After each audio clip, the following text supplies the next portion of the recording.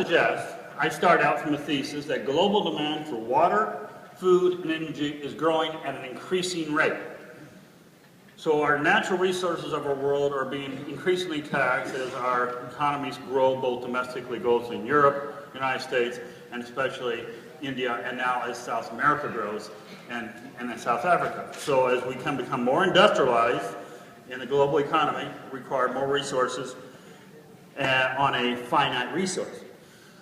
I would also challenge you that our world's industrial economy base, basically started in the 18th century, is basically related, and really started about 1910, is based on an oil-based economy, which are no cheap substitutes. Did you know there's over 7 gallons of oil in every tar that's produced in the United States? And if you look at our carpets have oil. Our civilization is based on oil-based economy.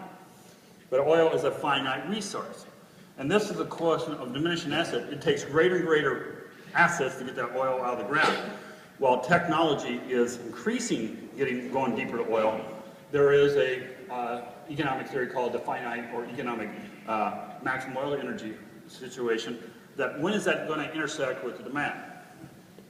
And we also have another demographic profile that's really lacking. I would suggest the current economic cycle we're in started right after World War II with the population explosion after the Great World War. Specifically Japan, the United States, Europe, and Russia basically won the war, and we basically killed off a lot of people, and everybody came home and made whooping. And we have created what we call the baby boomers. And the baby boomers are now in the process of retiring all over the world.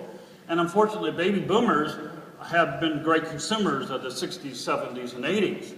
They were a population explosion of consumption, and they created a consumption engine. But now we have, and I have the statistics, I don't know other countries, but we are, in the United States, we have in excess of 10,000 people retiring every day for the next 20 years. And these people are not income revenue earners, they're basically living on their revenues, and they're now consumers of services.